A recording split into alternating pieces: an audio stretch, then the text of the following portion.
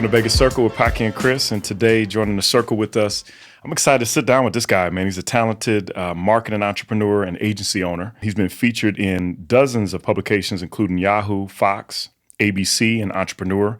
He currently runs AgencyBox, as well as his own marketing consulting agency. So we got Mr. Dylan Vanas. I got to say it right, man. Welcome to the circle, brother. Thanks for joining. I almost said that joke. You got a face for radio now. I was gonna say is you got a voice for podcasts, man. You like your voice is very impactful. Yeah, so we got to run the recording on that. So we got to put Dylan on our advertisement for us. But man, it's good, man. It's good to have you, man. It was good because we met you through Jeremy Siegel, which is a great friend of ours, a good guy. We got a chance to meet you at our anniversary party a couple weeks back, and started doing the research on you, man. And you killing it. Yeah, impressive. Thank you. Yeah, you run You built your first 7-figure company at 21 years old? Mm-hmm. And what was that? How did you put that together at that young? And Yeah.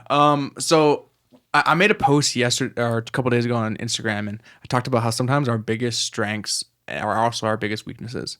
And so mine was young, blind ambition. Mm-hmm. So from the moment I was 14, 15, like I knew I just wanted to like run businesses. I wanted to, be like in a leadership position and doing cool things. Yeah. So I found out I went to this leadership program when I was 16, and one of the guys running it, he approached me a couple years later and said, "Hey, we run this company, and we're only based in the U.S. and we'd love for you to expand to Canada for us because I'm from Canada originally." And I was like, "Oh, tell me more about it." And so they had done $30 million in revenue in like their first couple years, and Canada was totally untapped. So the way it worked is it was kind of like they were like my mentors, and they kind of like taught me the business, but it was all my own business. Sure. So almost like a franchise, but not a franchise at the same time. And so they took me under their wing, showed me everything I had to know, and the business was selling flying squirrels. Oh, interesting. Okay, I thought that was a joke. So I was like, "There's no way that he actually sold real live flying squirrels." $30 million in revenue flying squirrels. That's crazy. They'd sold over 100,000 of them. Oh wow! At the time. Oh geez. Yeah, and so basically they're called sugar gliders. Oh yep, I've seen them. They're like cute. marsupials from Australia. They have these like webbing from their arms to their. I've seen those. Yeah. Yeah. They're adorable, and they are adorable. Yeah, and they when you train them right, they make really really great pets. So people love them.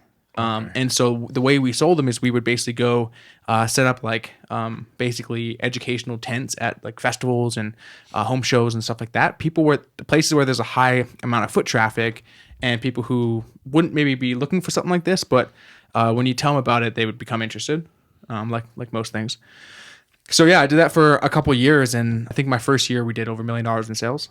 Oh wow. For that. But over time, I realized like basically I had no life. I had a sales team of like 12 people, 3 different cities at once. We were traveling, living in trucks, living in like vans, living out of Motel 6s. And it's not a way to live life. So when I kind of figured that out, I'm like, yeah, I'm making, good money as a 21-year-old, but I have no life. Like whatever they want to be. And that's when I slowly look for other stuff and other opportunities.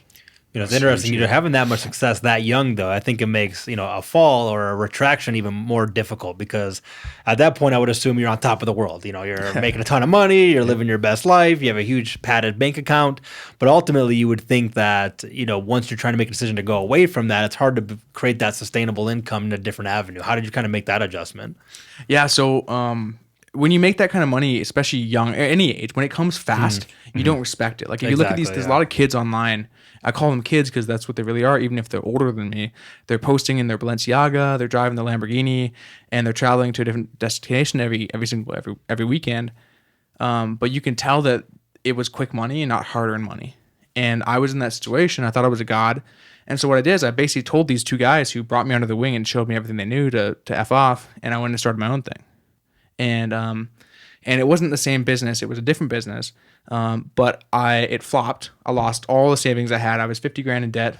And I tried a few more businesses during that period of time, and nothing worked. And I called my mom up when basically at my lowest low and said, "Hey, Mom, I'm coming to visit for a week," because I didn't want to admit I'd lost everything.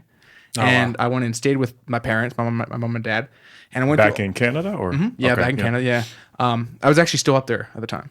And I went through all my childhood belongings and sold everything I had that was worth more than $20 to save up enough money to crawl myself out of debt. And I ended up getting hired to do a sales job in a mall. You know, there's people in mall kiosks that try to stop you. Oh, of course. I was that guy.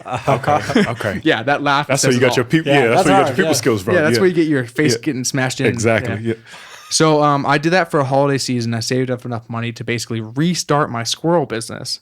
And I went back to these guys that I screwed over and said, "Hey guys, humbled myself. Would you guys let me to do it again?" And they, being really great dudes, said, "Yeah, sure. Like let's try this over again."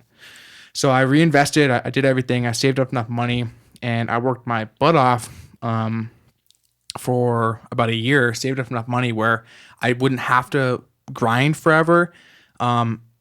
And then I started my marketing company after that. So basically I saved up enough money where I didn't need to like, so in my marketing agency I currently have, when I was first starting it, and I tell this to everyone that I work with, is if you're trying to like fight for a deal, people can like feel that on you. It's like if you're an actor going to LA and you're trying to like get an audition and you need that gig to pay rent. Like they're going to smell that energy. Yeah. It's like blood is in the water. Like yes, they know. Exactly. Yep, they know. They know it. Yeah. So because I had enough money saved up, I didn't have to like put out that desperation of I'm trying to get a deal, and that allowed me to like play the long game, build relationships. Not ever like we were talking about our mutual friend earlier. Like he's never asked for anything from all of us. He just adds value, and when you come from that, opportunities come from that place. Opportunities come like just through that. So right. Yeah. So then that's kind of the transition I made from running that company, making money, and then to running what I do now. And how important do you think that like failure is to like your current success? Like going through that, at a young age, developing that leadership, crawling yourself out of that, you feel more stabilized now in your current business and like a much better position of success? Yeah. I was a good person on the base level, but I wasn't the person I'm now. Like being rocked a few times, like down to your knees to the point where you're literally like I'm literally crying as like an adult man because I don't know what to do. Like that brings out character in you. Like I'm almost like, feeling that now. It's like, it brings out this side of you where like now I respect, like now, like, I made mistakes and I cut people out of my life with blind ambition. Like I said earlier, like I would do anything it takes to get to the goal. Whereas now it's like I put people over profits whenever I can. I put people first. Like the people that were with me in my lows, I'm never going to forget that. And they're always going to be with me. And I'm always going to support them. But I didn't think that way like 5-6 years ago. At that point, it was like I used to see people as either an opportunity or an obstacle. That's not the way you used to look at people. You look at people as people, treat them like people, take care of them. And then eventually, whether you get something out of it or not, who cares? So the failure allowed me to see people for what they truly are, is like just good quality human beings, and just allowed me to truly be humble and not be like, cocky and arrogant and stuff like those kids in the Balenciaga with the Lamborghinis. Yeah. No, I'm glad you brought that up because you hit on so many different things where it's like the learning and things that you get hit with, getting punched in your face, and then having the tail between your legs and going back home. You got on the radar for entrepreneurs. So that's what's crazy. So you're actually a writer for Entrepreneur, right? From my understanding, and they actually interviewed you, from my understanding too. So how did you get connected with Entrepreneur? And it's Entrepreneur Magazine. From my understanding. Okay. Yeah, so like entrepreneur.com, I'm a contributor for them. And I can give you like the sexy answer or like the truth answer. Sure. I'm kind of like a no bullshit person. I really just I like it. Yeah. But the sexy answer is that I write articles for them, and I write like, about 2 a month or so, and publish them. I write about whatever I want to write about, but for the most part, it's like marketing type stuff. The non-bullshit answer is they have a program called the Entrepreneur Leadership Panel, which you apply to be a contributor for, and then you can write for them.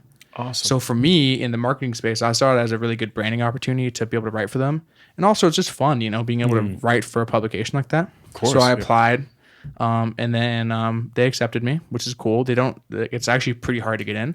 So it's not like they accept everybody. You have to pass a lot of different like levels of, I don't know what their process is. Yeah. But yeah, so now I write for them. I don't write enough. I probably should write more often, but sitting down and writing a 1,000-word article takes a long time. I can't even imagine. We talked about it before with the blogs and everything that's there. It's no joke. Yeah. I'll tell you guys a hack though. You guys want to learn like a way where you can write like 10 blogs in 5 minutes? Yeah, of course. Yeah. Okay. So there's a tool called Jarvis, JARVIS.ai. You know, it's funny. I don't want to say it on here, but I use a similar type of service. So what Jarvis is cool is it's actually AI. It's AI generated, and you give it prompts, and it'll write a whole section after that. So I'm not sure exactly what you use. There's a lot of services out there for like there's people overseas that'll write stuff. This literally minute by minute you can type in whatever you want to type in. It'll spit out like 2 more paragraphs. You can edit them as needed. And then you hit compose, it'll write more. And so what's cool is it references the previous stuff that was written. So if you edit it to write more, so it'll start writing in your tone after a few like interesting. Oh, that's sick. And it's an AI product. That's sick. Yeah. And so I've actually written a whole book using it I wrote a book in like half a day. Oh wow. Using it. Yeah. That's legit. That's interesting. But that's the future of everything. Voice is the future of everything, man. AI It's unbelievable. AI is going to be so revolutionary to so many industries in ways that you haven't even thought of yet. Yeah, that's sick. I'm gonna definitely check out Jarvis for sure. So yeah, you've got multiple things you've done. You wear multiple hats. You also built a company called Monopolize, from my understanding. What is Monopolize? I saw it was brands and kind of building personalities. And I saw it was like finding your voice and how you guys put everything together. Monopolize is my marketing agency. So I have 2 companies. I have AgencyBox. Okay. It's like a white label fulfillment software for other agencies. Okay. So other agencies out there, they want to be able to access more products. Let's say they're like a social media management agency. All they do is social media content. But their clients are asking them, hey, do you build websites? Do you run ads? Do you do all this other stuff? And they don't. So they can use AgencyBox, where we have about 15 services we offer, where they can go on, they can purchase them, and then we fulfill the services, but as them. So we'll call the client up and be like, hey, this is Joe from ABC Agency, whatever the name of that agency is, and we're just here to get your website done. So they get all the praise, but we do the work. Behind the scenes, yeah. And it's at wholesale pricing, so they can make a margin on it, a profit. Interesting. How you come up with that? That's an awesome idea. Yeah. So the way I came up with that is because of Monopolize. So Monopolize is my marketing agency. Got it. So we actually go directly like to businesses and. So business to business. Yeah, business to business. Okay. So let's say like a cosmetic surgeon, right? They want to build their brand up, have websites, all that stuff. Like that's my actual like marketing agency, advertising agency. We work with some really large brands like Fortune 500s. We actually started as an influencer marketing agency. So like originally it was an influencer marketing agency, and we basically found out that a lot of creators and influencers are broke. So there's people with 30 million followers who can't even pay their $2,000 a month rent. That's wild. Yeah, it's crazy. I wanted to get into that too. I've got some great questions for you. So here's the thing though, is like these creators, these influencers, they're good at creating content for the most part, with the exception of guys like Logan, Jake Paul, who they're business savvy as well. Extremely. These other guys are just they're just creators. They don't know how to monetize it. So we were helping them do that. But through that, we found this subset of other people who have money and want to become influencers. So we started kind of doing both, where we help influencers monetize. At the same time, we help people who have money become influencers. So that was like the foundation of it. But the biggest problem with having an agency of this kind is I was trying to grow the business while at the same time managing the business. And you can't do both. Like you're playing with 2 balls. And so I was like, I had no life. I was working like 80 hours a week. And I was like, there's got to be a better way for this. And so that's when I was like, what if there's a way for me to like just get the clients and pass them off to someone else? I looked around, there wasn't anything that was worthwhile. Smart. So I'm like, let's create it. Because an AgencyBox was created, and what we started doing is just telling other agencies who like already sent me business. So instead of them sending me business, I just said, have the relationships, so they trust you in a way. Yeah. And they like kind of like being known as a plug, like someone who can get stuff done. They just want to like when they got a problem, they ask me if we can do it first. Sure. So rather than me and my team like sitting here in a text thread, we just said, here's a software tool. Why don't you use it? You can just, run it through here in our portal and take care of it. And now we have 3,500 agencies on AgencyBox using the platform. That's huge. Yeah. Yeah. The influencer is just, it's exploded. And I'm glad you brought that up, because that's what I've heard is nobody makes money, but they're driving traffic though. So I don't get it. Like, so there's got to be a separate transaction. So if you're, I don't want to talk about Kim Kardashian and people like that, but sure, because they've done extremely well. But other influencers, they're hitting, but they must not be getting they must be getting a very, very small percentage of what they're driving traffic for. Yeah, and they don't know what they don't know what they should take for these like from these deals. So they're just out here like getting used by companies, and sometimes a lot of influencers don't know where to find companies to pay them. So there's a problem there, and I think there's a big opportunity there for people who are wanting to get involved in that space. I think here's the biggest opportunity I see right now in there. You know what SAG is? It's the Screen Actors Guild. Yeah, second word, yeah. Something like that, but for creators, where there's like and I'm not like huge on unions, but that's a union, and the creators need something where they can collectively come together and have a say. They don't, and therefore they're being used and abused, and so there's a big opportunity there that I don't have the capacity to work on right now. But that's a huge piece to be able to do, man. It's becoming bigger and bigger too. Yeah, because you see it so much behind the scenes, and you're like, what is going on? But you see them driving traffic. You see how they're driving traffic. But I'm glad you guys are doing it, because there's a huge market for it. So with everything you've been doing, what do you think is like the biggest obstacle you've dealt with building any of your companies? So what I do right now is like I have an online brand. And my online brand is like motivation and like, business and similar stuff to what you guys are building and your audience is about. So I talk about, you don't need a job, you don't need a boss, you don't need that. But then at the same time, I have employees that work for me. Oh yeah. So it pisses a lot of people off. Yeah. So I'm like, and my team, like we have great culture. We overpay everyone. They have, awesome. I'll tell you a little bit about our company. We have unlimited paid time off. Oh, nice. Yeah. So must be a Canada. That's bringing that Canada love to the States, because nobody does that in the States. Yeah, I think there's only like one or two other companies in the world that do that. So unlimited paid time off. They can literally work as little as they want. They get 2 flex days every single week. So what a flex day means is they can work Monday, Tuesday, Wednesday at the office, and then Thursday, Friday, those are the 2 flex days. Let's say they can go work wherever they want. They work from home. They could work, instead of working from 9 to 5, they could work from 12 p.m. to 8 a.m. Like they can do whatever they want as long as the work's getting done. We're happy with it.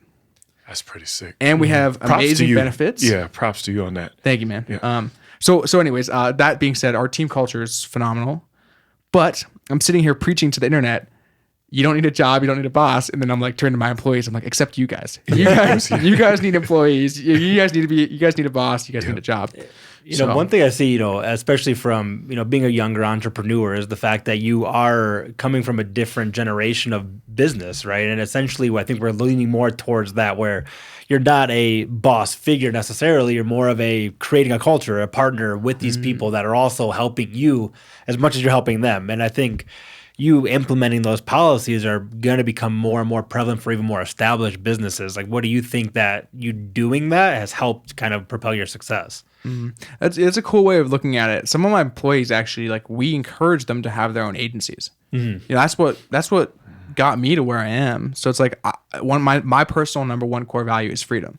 My second core value is growth.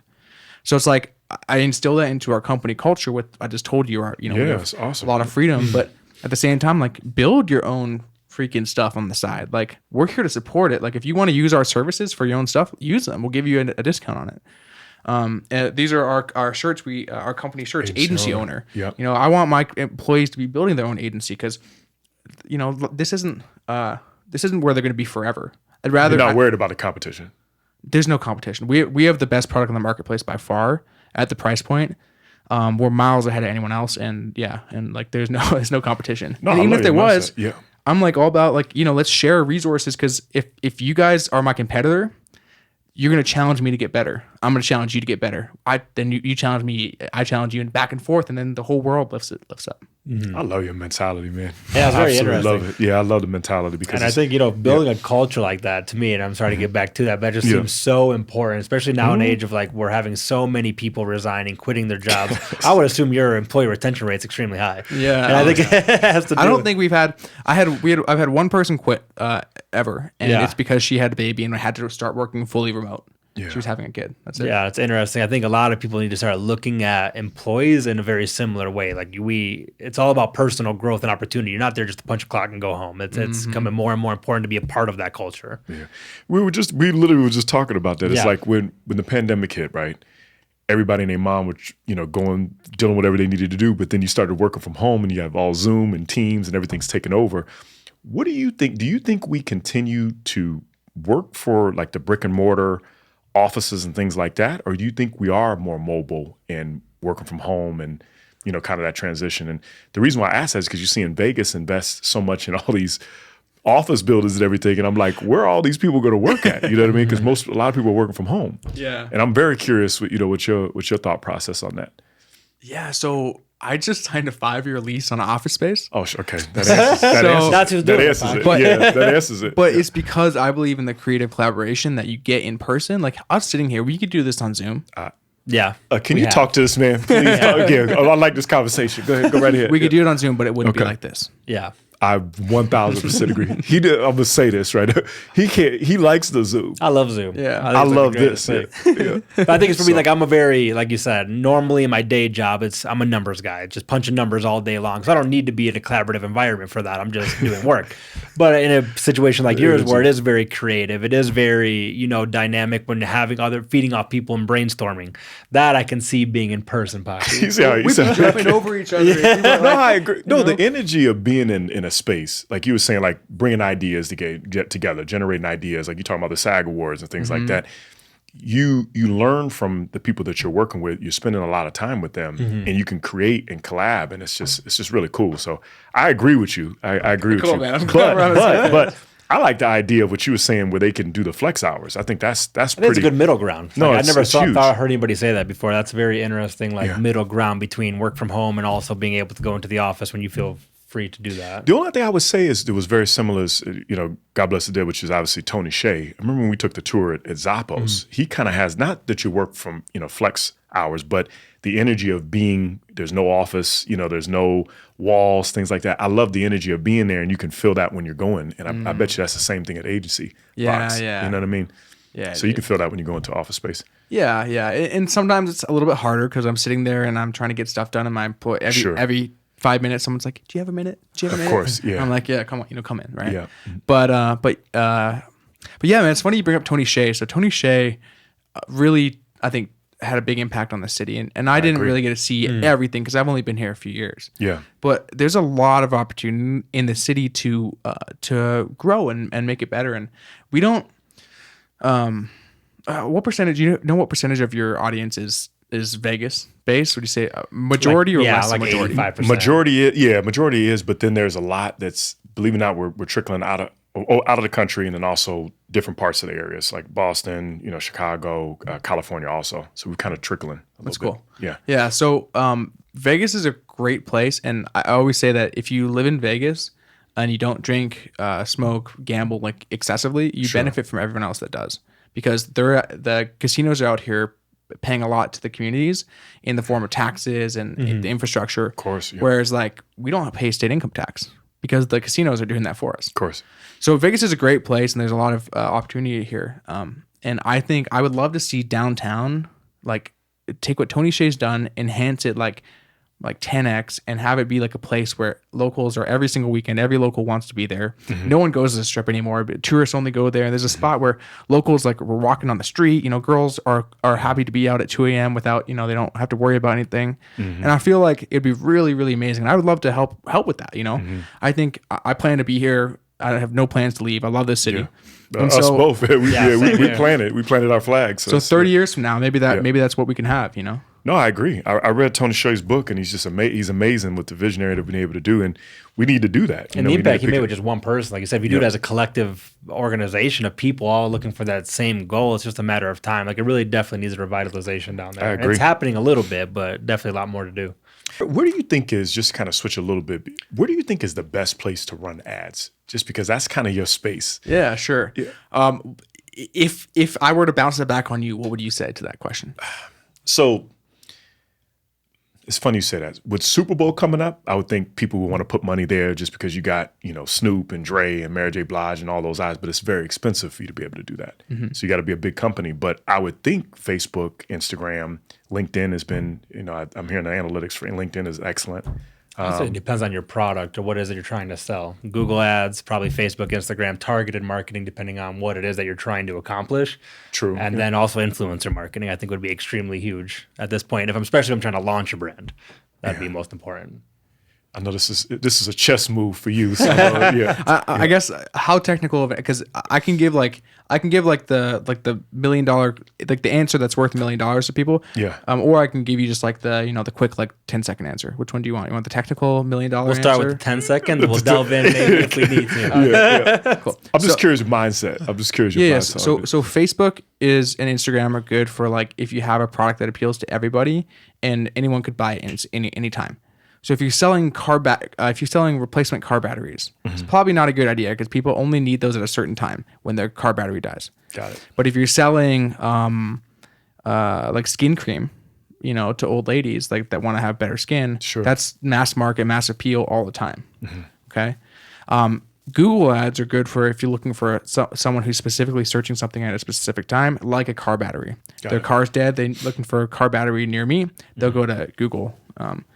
And then influencer marketing is great if you're looking for mass exposure and more brand awareness rather than direct response. Direct response would be like immediate sales. Sure. And then I'd say that's the 10-second version. No, I like it. I like it. Interesting. Yeah. No, you're just always seeing people play and do all these different things, but then you're starting to see now that influencer marketing, it seems like it can be very gimmicky. You know what I mean? Yeah. So that's the other thing. I think it's leading towards that way because I think now it's more important for the people that actually appreciate that brand. When you're paying somebody to do it, it's hard to fake like you love it. It's like, I love these like chips. this tea or whatever it is. Or this tea. This is my favorite tea. Like, Yeah. there's no way to get around that. But if Yeah. it's somebody just casually drinking it, of somebody you appreciate, it's a little bit different because you feel more Or if they're exposed wearing to it and you don't know what they're doing. And it's strategic. Yeah, It's very it's strategic. like subliminal Yeah. advertising versus in your face. Like what they do in influencer. movies when they have like a Coke can in the back. Exactly, Right? yeah, exactly. All that like product that. placement Yeah. makes And sense. have you seen more and more of that, like where they're the forced placement in it all the time. And that Yeah. to me, it's so gimmicky. I see it in everything, like literally everything from like news articles. I see how the headlines are manipulated to create a certain reaction. I see it in songs, the way people write songs, like Shock factor. everything. That's all like we're being marketed to 24/7, and you don't notice it until you start to tune into it. Interesting. I'll have to dig that's into very that further interesting. later. For our listeners, we always ask, like, what's one nugget you can leave our listeners with, whether they want to build a business or they're scared or whatever it is? What's a nugget you would leave for them? So just start. Like don't confuse knowledge for action. A lot of people they learn, they buy the courses, they read the books, but then they don't actually implement anything. Like if I were to go back and tell myself like 10 years ago, like what to do to get started, like just start. You're gonna screw up along the way, but that's the best way to learn. And so whatever it takes, like get rid of those limiting beliefs that are like, well, I'll start tomorrow. Like just start today, take action, do what you know you gotta do, because we all know what we gotta do. Yeah. Just do it. And I love what you said at the beginning. First thing was you went back, figured it out, resold everything, and then threw that capital back in. I love it. So our listeners definitely need to listen to that for sure. Since you've been here for the last 3 years, living from Vancouver, what's your favorite restaurant in Vegas? Man, so my business partner and I, when we go out, like take clients out, we go to SDK. We have a really good relationship. They got that's a so win. many, good That's been reviews. on our show a lot. Yeah, SDK is great. Yeah, They're good. The music is a little loud. I'm not a loud talker, so I like to go a little bit quieter. Yeah. And so this is gonna maybe not sound like I don't know as good, but Lindo Micho-chan, you guys know it? Oh yeah, which one? 'Cause I think they have course. 3. Do you know one Mexican in Henderson? spot. I know Yeah. the one in Henderson and the one in Summerlin on Flamingo. Oh yep. Both those Both are very good, Those are yeah. my favorite Mexican spots. It's a little bit different, but yeah, those are my. No, they got good. Big They got, fan. I'm a yeah, big they fan. got great food. Those are good ones. So Lindo Michoacan and STK, both great restaurants. What are you focusing on just to kind of finish up the year strong and then going into next year? So AgencyBox, we're gonna be raising capital in Q1 of next year. Awesome. So we're putting together all our stuff. We're raising capital because we have a major opportunity to scale this into hundreds of $1 million company or $1 billion company in the next couple of years here. And so we're capitalizing on that. We're going to raise money and just explode this thing up. So Awesome, man. that's my focus. It's awesome to be able to see what you're Yeah, doing, man. At just a 100%. young age. I mean, from the first time when me and Chris had met you, we both instantly say, yeah, we got to have him on. Yeah. man. we got to You're have you doing on. big stuff. Yeah, it's awesome to be able to see and just the energy and how your mindset is and how you're going to carry this. And guys, pay attention, man, when they launch that Q1. It's going to be great. Where can people reach you at? Some of your social handles and Yeah, things? Instagram's the best. It's just at Dylan Vanas, DYLAN VANAS. And that's the best place. Shoot me a message or hit me up. Pay attention to this guy, Yeah, man. definitely. Yeah, he's doing some great things, man. And we appreciate you hanging out with us, man, and, Yeah, and it's being able good. to pick your brain Yeah, thanks, Dylan. over It this was great. period. It was And great. you can check us out. I mean, we're pretty much everywhere. Apple Podcasts, iHeart, the whole nine. Man, you can check us out at thevegascircle.com. So appreciate you, Dylan. That was good stuff, man. Thanks, Yeah, brother. appreciate it. That was good stuff.